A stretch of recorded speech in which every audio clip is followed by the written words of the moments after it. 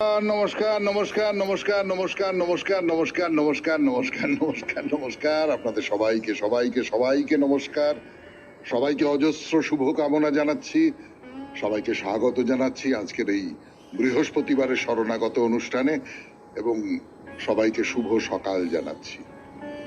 শুভ সকাল। আজ স্বামী স্বরূপাচার্যের আবির্ভাব তিথি। বেণীমাধব শীলের পঞ্জিকা অনুযায়ী আজকের দিনটার কথা বলি। আজকে 30শে জ্যৈষ্ঠ 1431, ইংরেজি 13ই জুন 2024, বৃহস্পতিবার, সপ্তমী।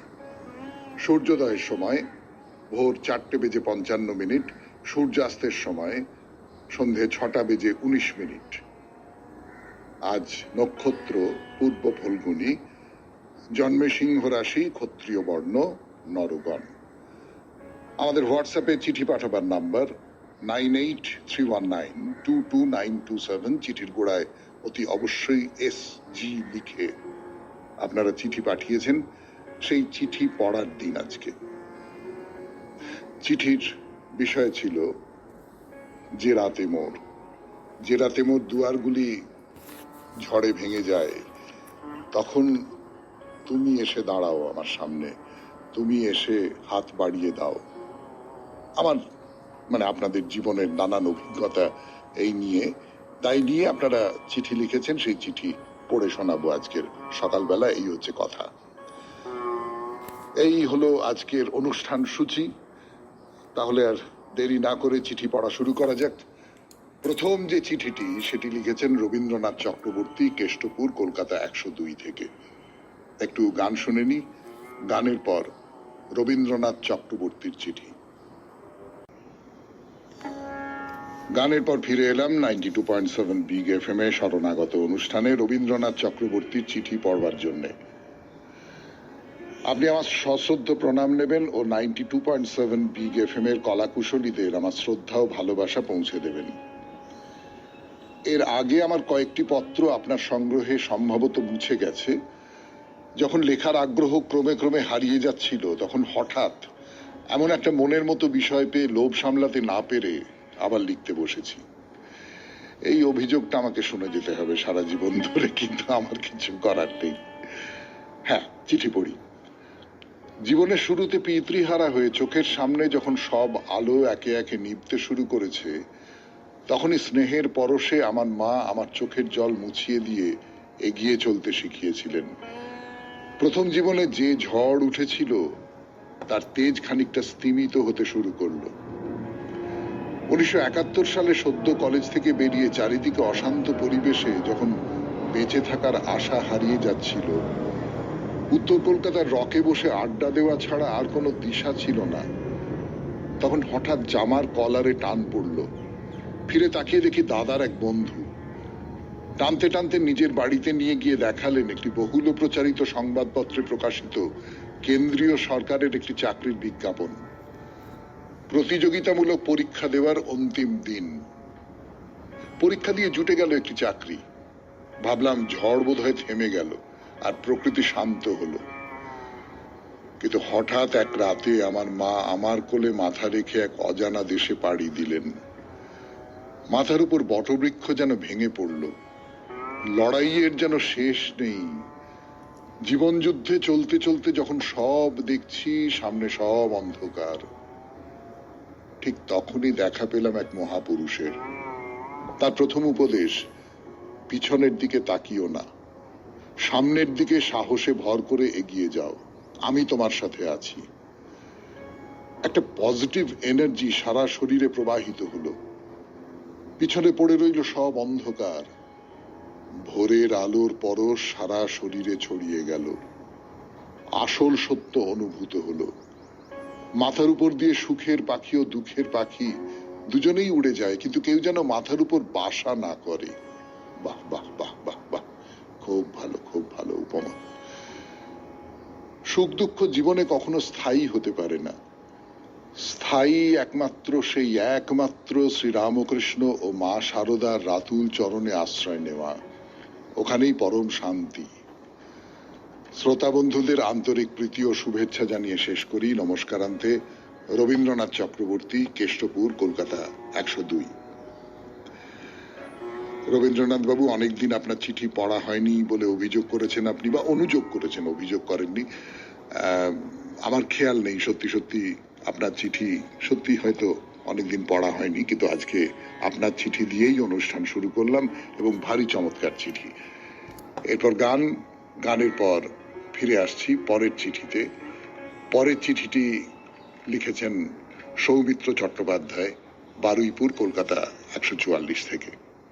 সৌমিত্র চট্টোপাধ্যায়ের চিঠি 92.7 বিগ FM এ বৃহস্পতিবারের শরণাগত অনুষ্ঠানে পড়ে শোনাই আপনাদের, এবং একই অনুযোগ দিয়ে চিঠি শুরু করছেন, কিন্তু একই কৈফিয়ত আমার। আমি কি করব বলুন? চিঠি পড়ি। আমার সাম্প্রতিক 6টি বিষয় ভিত্তিক চিঠি পাঠকৌলিন্য অর্জন করেনি, পড়াও হয়নি। অভ্যাসবশত লিখছি, পাঠকৌলিন্য পাবে কিনা জানি না। সৌমিত্রবাবুকে নমস্কার। এবারের বিষয়ে মানুষের মহা দুর্বিপাকেও ঈশ্বরের বরাভয় নিয়ে। জানি জানি বন্ধু জানি, তোমার আছে তো হাতখানি। নিজের জীবনের এক মহা ভয়ঙ্কর ঝড়ের অভিজ্ঞতা শেয়ার করছি। 1988 নভেম্বর, আমি সুদূর বাসন্তীর মসজিদবাটি হাই স্কুলের সদ্য শিক্ষক। স্কুল হস্টেলের শিক্ষকদের সঙ্গে থাকি। দিগন্ত বিস্তৃত মাঠে পাকা ধান, দিক চক্রবালে নিবিড় সুন্দরবনের রেখার পটে আঁকা ছবি। মাধ্যমিক টেস্টের শেষ দিন খবর হয়েছে সাইক্লোন আসছে। সকাল থেকেই ঘন মেঘ, ঝিমঝিমে বৃষ্টি, ঝোড়ো হাওয়া। দুপুরের দিকে দ্রুত গতির মেঘের এপার ওপার দৌড়, সঙ্গে প্রবল দমকা হাওয়া আর দাপুটে বৃষ্টি। দূর দিগন্ত ঝাপসা। ইউক্যালিপটাস, সাই বাবলা, সোনাঝুরি, অর্জুন, তালসুপুরির গাছে চুলোচুলি বেঁধেছে। দরজা জানালার হুটপাট শব্দ। ভাবলুম এই বোধহয় নিম্নচাপ পাস করছে, বিকেলে কমবে। পরীক্ষা শেষে শিক্ষকেরা হস্টেলের বারান্দায় বসে আছি। আঁধার ঘনিয়ে আসছে, কিন্তু ঝড়ের দাপট কমে না, রাতের সঙ্গে আরো বাড়ছে। গভীর অন্ধকারে শুধু ঝড়ের গোঁ গোঁ শব্দ আর গাছপালা বাড়ি ভাঙার হুড়হুড় শব্দ। সারা গ্রাম নিষ্প্রদীপ। এমন সময় বিকট শব্দে উঠোনে টর্চ ফেলে দেখি সামনের প্রাইমারি স্কুল বাড়িটা নেই, সব ফাঁকা। আমাদের পাকা হস্টেল বাড়ির চালের টালি পটাপট উড়ে যাচ্ছে। আমার ঘরটায় বিছানাপত্র প্লাস্টিকে মুড়ে রেখেছি, টেবিলে জ্বলন্ত হ্যারিকেন, মেঝেতে গোছ ডোবা জল। এখানে থাকা নিরাপদ নয় ভেবে শিক্ষকেরা বাঁচতে স্কুল বাড়ির দিকে চলেছি। সামনে একজন শিক্ষকের হাতে গেটের চাবি, খুলেই ঢুকতে হবে। ঝড়ের দাপটে উল্টে ফেলে আর কি। আমার ঘাড়ে বিছানার মোচকা। ঘুটঘুটে অন্ধকারে গেটের কাছে গিয়ে দেখি কোথায় গেট, বিশাল সীমা প্রাচীর সহ শুয়ে পড়েছে। হাওয়ার দাপট ঠেলে গেট মারিয়ে স্কুল বাড়ির বারান্দায় উঠে মনে হলো এত বিপদেও ঈশ্বরের আশীর্বাদী হাত মাথার উপর। কিন্তু কোনো ঘরের দরজা খুলছে না। কাঁধের ধাক্কায় দরজা খুলে দেখি জানলার কপাট কবজা উপড়ে ঝুলে পড়েছে। ঘরে 1 হাঁটু জল। টিচার্স রুমটাই কেবল অক্ষত। সবাই সেখানে অভুক্ত আতঙ্কে রাত্রি যাপন করলুম। রাত কাটলো, ঝড় উধাও। দেখলুম পুরো গ্রাম তছনছ। গাছপালা, ঘরদোর সব ধ্বংসস্তূপ। একমাত্র সড়ক পথের গাছের সারি লণ্ডভণ্ড, সড়ক বন্ধ, মানুষের হাহাকার। কজনের প্রাণও গেছে। 250 কিলোমিটার বেগে ঝড় বয়ে গেছে শুনলুম।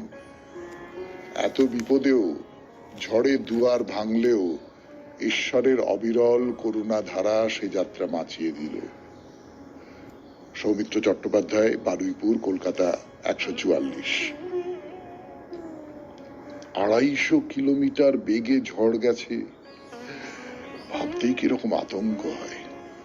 না, সত্যি সত্যি যে রাতে মোর দুয়ারগুলি ভাঙলো ঝড়ে, আপনি একেবারে ঝড়ের একটা বর্ণনাই নিয়ে এসেছেন, এবং সেটা সত্যি খুব সাংঘাতিক বর্ণনা। আপনাকে অনেক অনেক অনেক ধন্যবাদ। এর পরের চিঠিটি লিখেছেন অপর্ণা চ্যাটার্জি, কোন্নগর, হুগলি থেকে। পড়ব সেই চিঠি, তার আগে শুনবো গান। 92.7 বিগ FM এ বৃহস্পতিবারের শরণাগত অনুষ্ঠানে। চিঠি 92.7 বিগ FM এ শুনছেন বৃহস্পতিবারের শরণাগত, আপনাদের চিঠির শরণাগত। বিষয় ছিল জেরাতে মোর দুয়ারগুলি। শুভ সকাল, সবাইকে অনেক শুভেচ্ছা।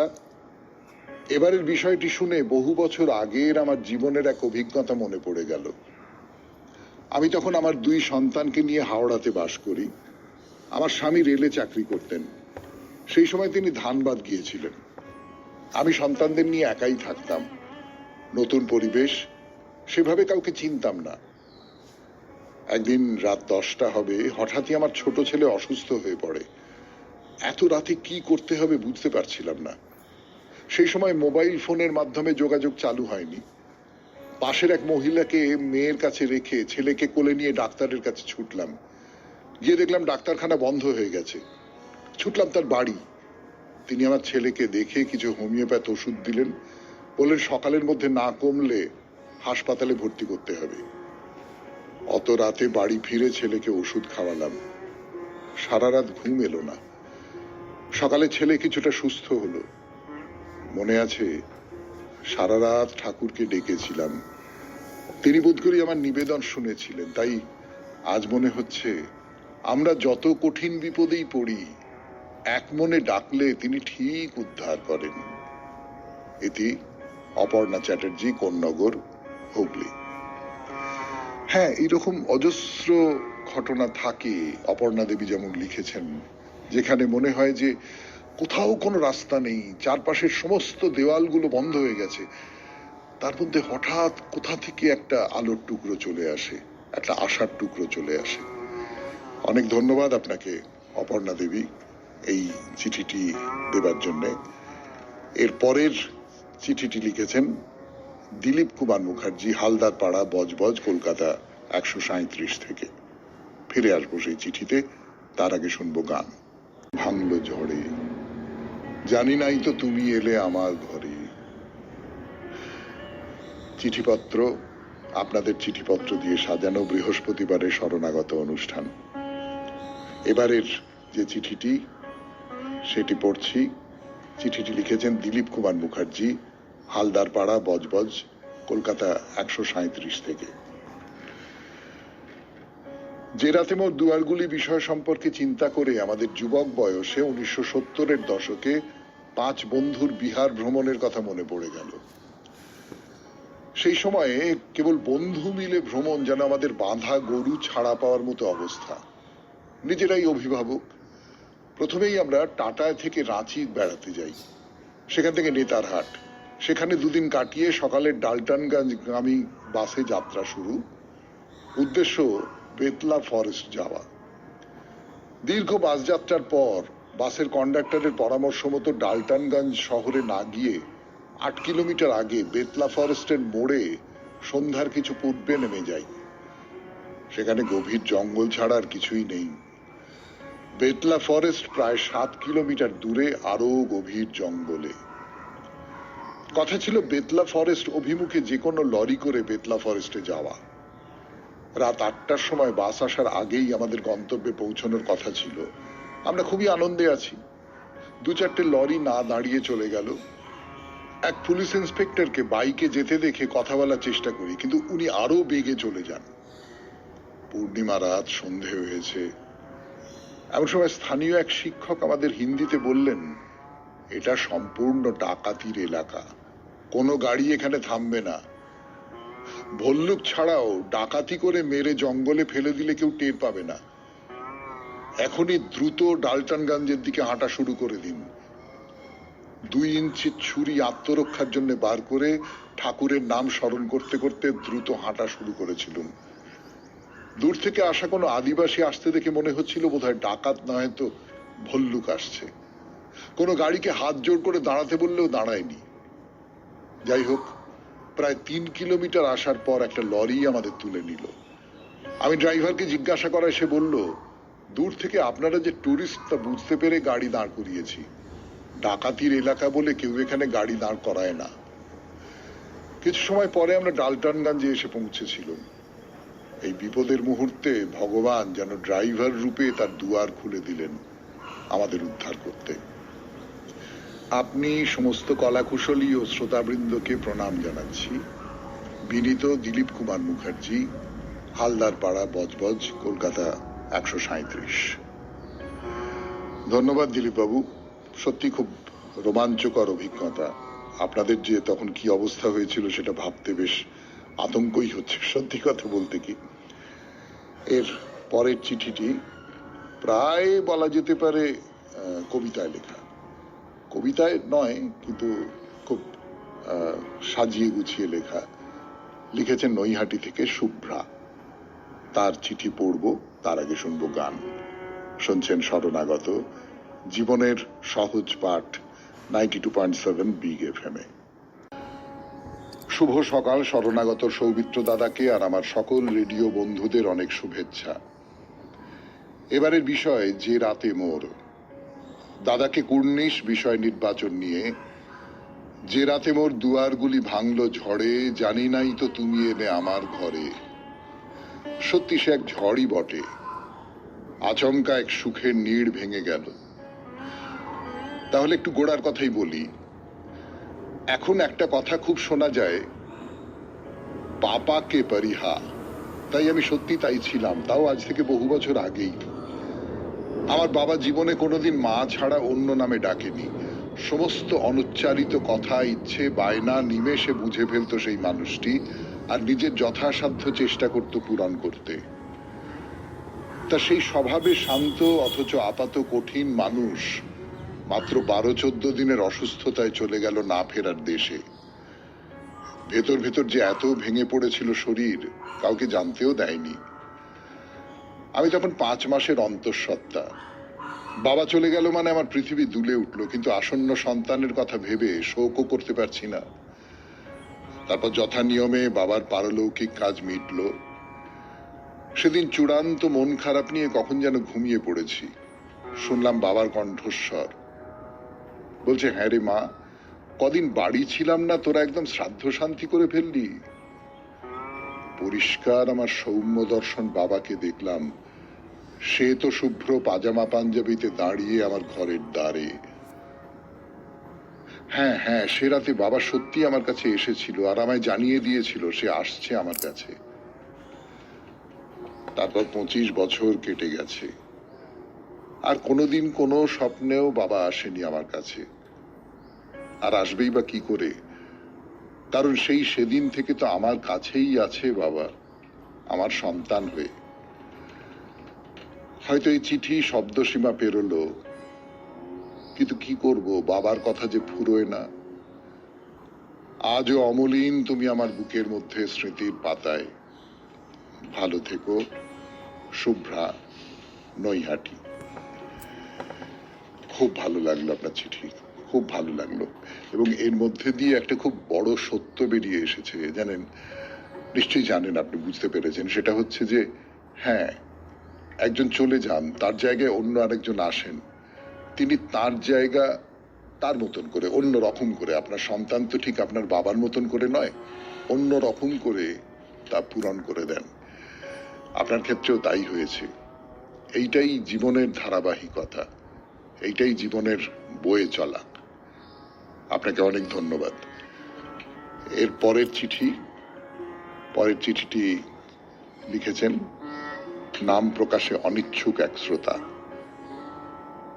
নাম বলতে চাননি, কাজেই নাম প্রকাশে অনিচ্ছুক সেই শ্রোতার চিঠি পড়বো আমরা 92.7 বিগ FM এ শরণাগত অনুষ্ঠানে, গানের পর। যে রাতে মোর দুয়ারগুলি, বৃহস্পতিবারে চিঠিপত্রের যে শরণাগত, সেই শরণাগতে আপনাদের লেখা বিচিত্র সব অভিজ্ঞতার চিঠি পড়ছি।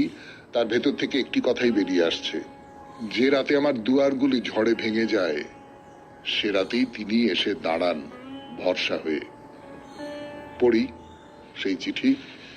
আজকের চিঠিটি লিখেছেন নাম প্রকাশে অনিচ্ছুক একজন। দেখা যাক কি লিখেছেন তিনি। কোন এক বিশেষ সালের ভোট পর্বকালীন এক জনশূন্য নিস্তব্ধ রাত, শহরতলির এক হাসপাতালে জন্ম হলো এক নিষ্পাপ ছেলের। ঠোঁটের কোণে হাসির আভায় রাঙা হলো তার পরিবারের মুখ। জন্ম থেকেই বাবা মায়ের ভালোবাসা পেয়েছে সে। আদর যত্নে কোনো ত্রুটি রাখেনি তারা। সেই ছেলেটির জন্মের পর থেকে 6 বছর খুব শান্তিতে নির্বিঘ্নে কাটলো। কিন্তু কে জানতো তাদের এত করুণ পরিস্থিতি হবে? এই কলিযুগে কেউ কি কারো সুখ সহ্য করতে পারে? বন্ধুরাই যে কিভাবে বন্ধুর ক্ষতি করে তা হয়তো সেই ছোট ছেলেটির বাবার থেকে বেশি কেউ জানে না। কর্মসূত্রে গড়ে ওঠা বন্ধু হিংসা অহংকার করে মিথ্যে অপবাদ দিয়ে ছিনিয়ে নিল বাবার চাকরি। আর ছোটবেলার স্কুল জীবনের বন্ধু ছল করে এক মোটা অঙ্কের টাকা ধার নেওয়ার অভিযোগে ছিনিয়ে নিল থাকার আশ্রয়। শুরু হলো জীবন যুদ্ধ। বাড়ির সকলের হাত ধরে সেই ছোট ছেলেটিকেও গিয়ে উঠতে হয় এক ভাড়া বাড়িতে। ভাড়া বাড়িতেও এসে ছেলেটির বাবার বন্ধুরা টাকা চাওয়া কিংবা হুমকি দেওয়ার কোনো পদক্ষেপ নিতে দ্বিধাবোধ করেনি। কোনো আত্মীয় পাশে থাকেনি তাদের এই খারাপ সময়ে। বাবা মা জলমুড়ি খেয়ে রাত কাটিয়ে ছেলের আর সেই ছেলেটির বয়স্ক দাদুর মুখে অন্নের জোগাড় করত। কোথায় পাবে তারা এই মোটা অঙ্কের টাকা? তারা তো দুবেলা নিজেদের অন্ন জোগাড়ে ধীরে ধীরে অসমর্থ হয়ে উঠছে। অন্যদিকে শুরু হয় ছেলেটির বাবার চাকরি খোঁজার তাগিদ। সেই সঙ্গে ছেলেটির মা ছোটখাটো কাজ খুঁজতে থাকে। কিন্তু চাকরি কিংবা কাজ পাওয়া অত সহজ নয়। একজন প্রায় দেউলিয়া ব্যক্তির ক্ষেত্রে তো আরোই সহজ নয়।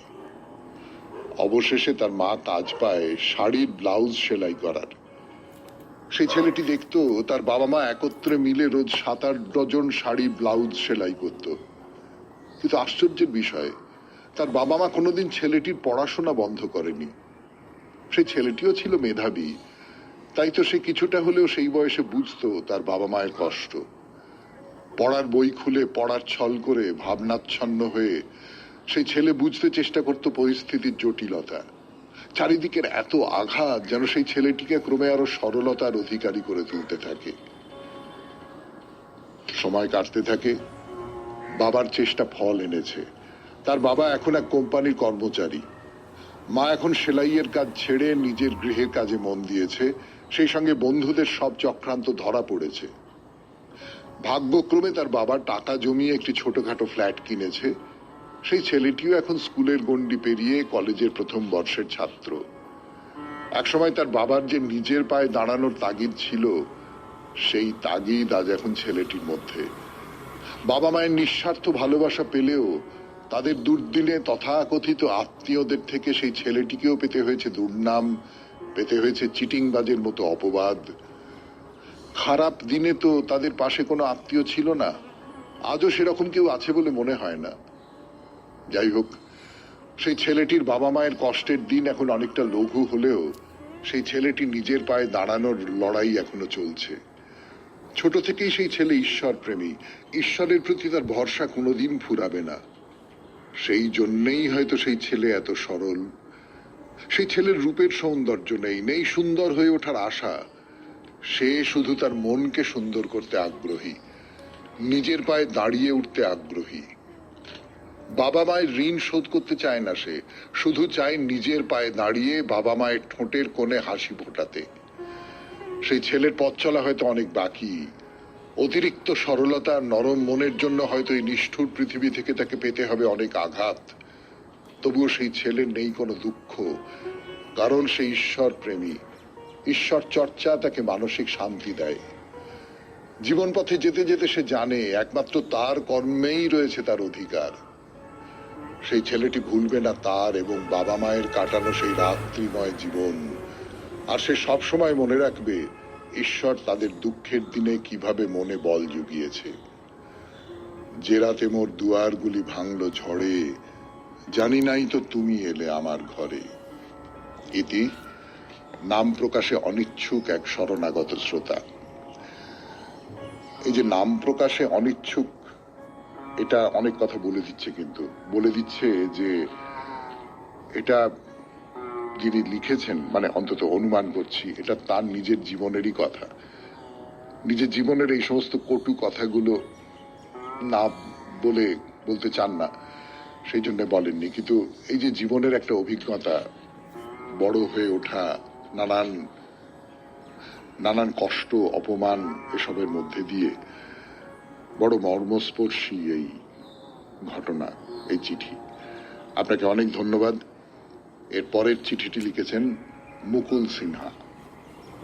92.7 বিগ এফএম এ শুনছেন বৃহস্পতিবারের শরণাগত, যে রাতে মোর দুয়ারগুলি। যে রাতে মোর দুয়ারগুলি নিয়ে মুকুল সিনহার চিঠি 92.7 বিগ এফএম এ শরণাগত অনুষ্ঠানে ছোট চিঠি। প্রিয় দাদা ভাই, আপনাকে, সকল বন্ধু বান্ধবী ও 92.7 বিগ এফএম এর সকল কলাকুশলী বৃন্দকে আমার অন্তর ভরা ভালোবাসা ও শুভেচ্ছা দিয়ে এবারের বিষয়ে কয়েকটা লাইন লিখছি। গোটা দক্ষিণবঙ্গ জুড়ে ভীষণ তাপপ্রবাহ চলছে।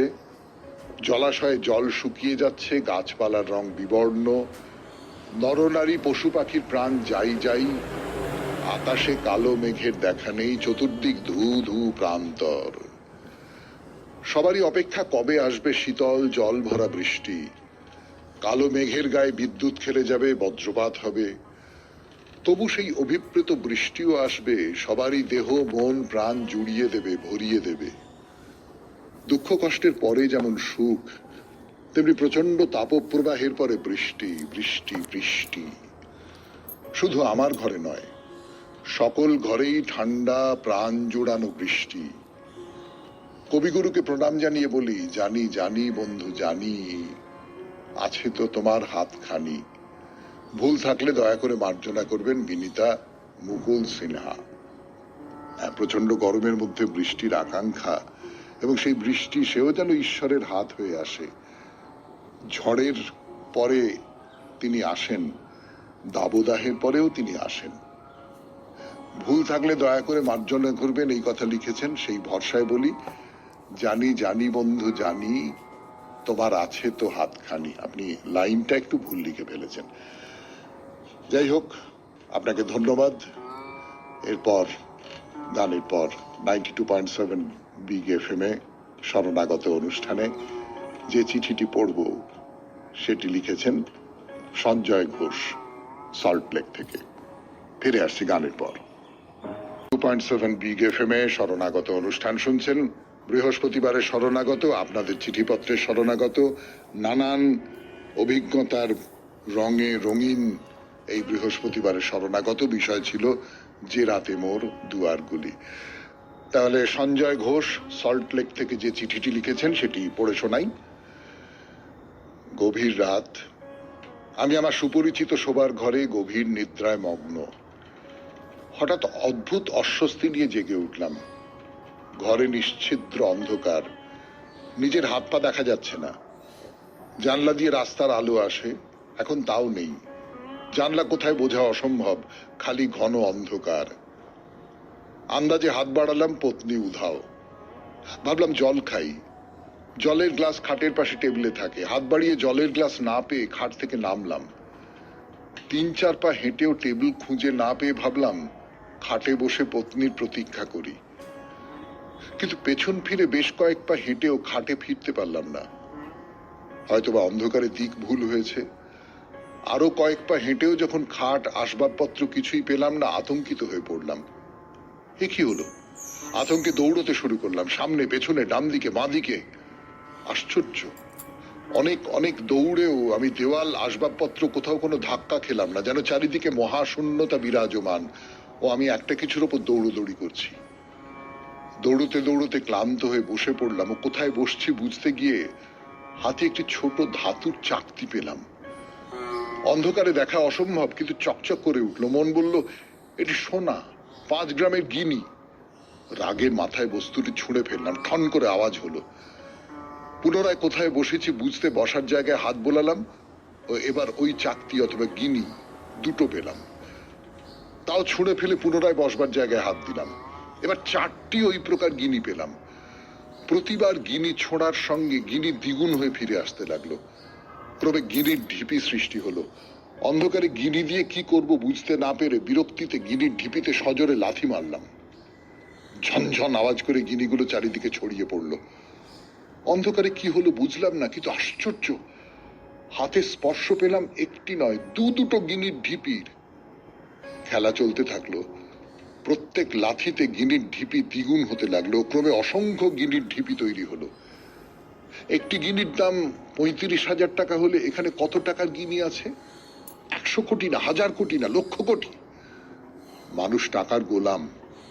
এই টাকা দিয়ে লোকের সমর্থন কিনে গণতন্ত্রে আমি যে কোনো রাজ্যের একচ্ছত্র শাসক হতে পারি, ঈশ্বরকে ঘুষ দিতে পারি, বিশাল মন্দির বানিয়ে চূড়া সোনায় বাঁধিয়ে দিয়ে, কিছু দান করে ফিলান্থ্রপিস্ট নাম করতে পারি, মারণাস্ত্র তৈরি করে পৃথিবী শাসন করতে পারি, যে কোনো অবিশ্বাস্য সুন্দরীর সঙ্গ উপভোগ করতে পারি। কিন্তু এই সুযোগে আরো আরো বেশি গিনি জমানো চাই। মন প্রাণ দিয়ে খেলতে লাগলাম ও ভুলে গেলাম যে আমার পরিচিত জগৎ পরিবার সব হারিয়ে গেছে। আমি নিশ্ছিদ্র অন্ধকারে কিসের উপর বসে আছি তাও জানি না, চারিদিকে কি আছে কোনো ধারণা নেই। এই অবস্থায় আমার লক্ষ্য হওয়া উচিত নিজে কোথায় আছি তা বোঝা, কি করছি ও কেন করছি তা জানা। গিনি রোজগারের আনন্দে মাতোয়ারা হওয়া আমার মোহগ্রস্ততার ও মূর্খতার লক্ষণ। হঠাৎ চারিদিকে আলোয় আলোকিত হয়ে গেল। দেখলাম নিজের খাটে শুয়ে আছি ও ভোর হয়ে গেছে। স্বপ্ন মাত্র, কিন্তু মনে খটকা লাগলো। সত্যি কোনোদিন জানতে চেষ্টা করিনি আমি কে, কোথা থেকে এসেছি, কোথায় যাব। স্ত্রী পুত্র পরিবার কোথা থেকে এসেছে, আমার সঙ্গে সম্পর্কের শেষে তারা কোথায় যাবে। আত্মজ্ঞান উপলব্ধির কোনো চেষ্টাই করিনি। যদি এমন কাউকে পেতাম যে আমাকে অসত্য থেকে সত্যে, অন্ধকার থেকে আলোয় ও মৃত্যু থেকে অমৃতের পথে নিয়ে যেতে সক্ষম। মঠে মঠে ঘুরলাম, সাধু সন্ন্যাসীর সঙ্গ করলাম, শাস্ত্র পড়লাম, কিন্তু কোথাও উত্তর পেলাম না। সাধু সন্ন্যাসী নির্বিশেষে সবাই টাকার পেছনে ছুটছে। মন্দির মঠ বড় করার জন্য, পূজা পালি জমকালো করার জন্য, আরো বড় মন্দির, আরো বড় বিগ্রহের জন্য, ক্ষমতার জন্য আরো আরো টাকার প্রয়োজন। তাই এই জগতে আমি কে, কোথা হইতে আগমন ও কোথায় প্রত্যাগমনের উত্তর খোঁজার সময় কারো নেই। কিন্তু আমার উপলব্ধি হলো যে কার পুত্র কোনজন, কে বা কার পিতা, কে কাহার জননী, কে কাহার বনিতা। অদ্ভুত দেখো, বিধির বিধি কর্মমাত্র সংযোগ, কেহ নহে আপনার পুত্র বা কলত্র। কত জন্ম কত মৃত্যু না জানি, পিতা পুত্র হয় জননী রমণী। পত্নী অথবা সন্তানদের প্রতি আমার প্রীতির জন্য তারা আমার প্রিয় হয়নি, তারা প্রিয় হয়েছে আমার আত্মপ্রীতির জন্য। ওই রাতের স্বপ্ন একটি বিশেষ অভিজ্ঞতা, কেননা আমার অবিদ্যায় অন্ধকারাচ্ছন্ন মানসিকতার বন্ধ দুয়ারে উহা সর্বপ্রথম কঠোর করাঘাত করিয়াছে। কিন্তু দুয়ার ভাঙার জন্য প্রয়োজন আমার নিজস্ব ঐকান্তিক প্রচেষ্টা, নিষ্ঠা ও বৈরাগ্যের সাহায্যে আত্মজ্ঞান লাভ করা। ক্ষুরোধার তরবারির মতো সরু ও কঠিন সেই পথে অগ্রসর হওয়ার একমাত্র পাথেয় আমার একাকিত্ব। সঞ্জয় ঘোষ, সল্টলেক। স্বপ্ন, অসাধারণ স্বপ্ন, এবং সেই স্বপ্নের শেষে যে উপলব্ধিতে পৌঁছেছেন আপনি, সেটাও অসাধারণ। আমাদের আজকের অনুষ্ঠানের শেষ চিঠিটি লিখেছেন মিঠু সূত্রধর, এয়ারপোর্ট শরৎ কলোনি থেকে। সেই চিঠি পড়বো, তার আগে একটু গান শুনে নেব 92.7 বিগ FM এ শরণাগত অনুষ্ঠানে। আজকের অনুষ্ঠানের শেষ চিঠি, যে রাতে মোর দুয়ারগুলি, এই বিষয়ের শেষ চিঠি আজকের, মিঠু সূত্রধরের লেখা। পড়ি সেই চিঠি 92.7 বিগ FM এ শরণাগত অনুষ্ঠানে। সুপ্রভাত, ঘুম জাগানিয়া সৌমিত্র বসু বন্ধু। সত্যি পাতানো নয়, পাওয়া নয়, লেঙ্গুটিয়া নয়, সত্যিকারের বন্ধু। অনেক অনেক রাগ অভিমান হলেও আবার সব ভুলে গিয়ে চিঠি লিখি। তবে আজকের বিষয় অনেকেরই জীবনে হয়, কিন্তু আমার কাছে সেটা খুব দুঃসহনীয় হয়েছিল। তাই আপনার বিষয় নির্বাচনে আমার আবার 43 বছর আগের সেই রাতটি মনে পড়ে গায়ে কাঁটা দিয়ে উঠল।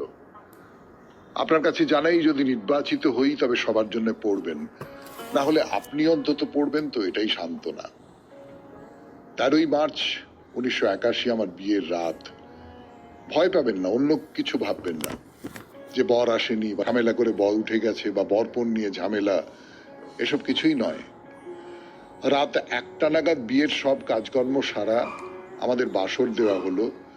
দুই পক্ষের বন্ধু বান্ধবীরা শীতের রাতে বাসরেই ঘুমিয়ে কাঁদা। কিন্তু আমার চোখে ঘুম নেই, মনে শান্তি নেই। ঝড়ে আমার মনের ভেতর ভেঙে চুরে খান খান হয়ে যাচ্ছে। পায়ের কাছে ছোট ভাই আর বোন ঘুমিয়ে পড়েছে, ওদের দেখেই আমার মন আরো ভেঙে পড়েছে। ছোট থেকে মা বাবা ভাই বোন এদেরই নিজের ভেবে বড় হয়েছি, কিন্তু আজ রাত শেষ হলেই এদের ছেড়ে এক অজানা মানুষের সাথে অজানা দুনিয়ায় চলে যাব। ভাবছি আর কেঁদে ভাসাচ্ছি। সেই ছোট মেয়ে সেই রাতটি যে কিভাবে কাটালো তার বর্ণনা আজও আমার মনে ভীতি জন্মায়। মেয়েদের ভগবান পরগাছার মতো তৈরি করে এই দুনিয়ায় পাঠিয়েছেন। আজ দুই মেয়ের বিয়ে দিয়ে পরের ঘরে পাঠিয়েছি নিজের ঘর গড়তে। কিছুদিন পরে হয়তো নাতনিও যাবে একইভাবে অপরিচিত মানুষের ঘরে সংসার করতে। কিন্তু সেই রাতটি কিন্তু সবার কাছেই একই ভীতি সৃষ্টি করে আজও হয়তো। হাসবেন না প্লিজ বন্ধু। সব বন্ধুদের সুপ্রভাত জানিয়ে শেষ করলাম। ভালো থাকবেন, ভালো রাখবেন সবাইকে। মিঠু সূত্রধর, এয়ারপোর্ট, শরৎ কলোনি থেকে। হ্যাঁ, কিন্তু এটাই তো আবার মাতৃত্বের গৌরব, তাই না মিঠু দেবী? এই যে যে ছোট্ট মেয়েটিকে আপনি আদর দিয়ে ভালোবাসা দিয়ে বুকে বড় করে তুলেছেন, সে হঠাৎ একটা ফোঁটা ফুলের মতন একটা পুরুষ সূর্যের দিকে মুখ তুলে তাকালো, রেশমি চাদরের নিচে হলুদ ধ্বনির মধ্যে। এটাই তো জন্মদাত্রী পরম গৌরব, তাই না? সেই গৌরব আপনি পেয়েছেন, সেই গৌরব একদিন আপনার মেয়েও পাবে। এটাই তো ধারাবাহিকতা। আপনাকে অনেক ধন্যবাদ এই চিঠির জন্য। আপনি একটা খুব খুব কষ্টের জায়গা আমাদের সামনে উন্মোচন করেছেন। আরো অনেক মানুষের কষ্টের সঙ্গে মিলে গেছে, কিন্তু সেই কষ্টের মধ্যে গভীর আনন্দ তো আছে। এই আনন্দটুকুই থাক আজকের অনুষ্ঠানের শেষে। শেষ করলাম আজকের শরণাগত 92.7 বিগ FM এ শরণাগত অনুষ্ঠানে। এবারে আমাদের চিঠি লেখার হোয়াটসঅ্যাপ নাম্বার 9831922927। চিঠির গোড়ায় অতি অবশ্যই SG। খুব ভালো থাকবেন, আনন্দে থাকবেন। নমস্কার।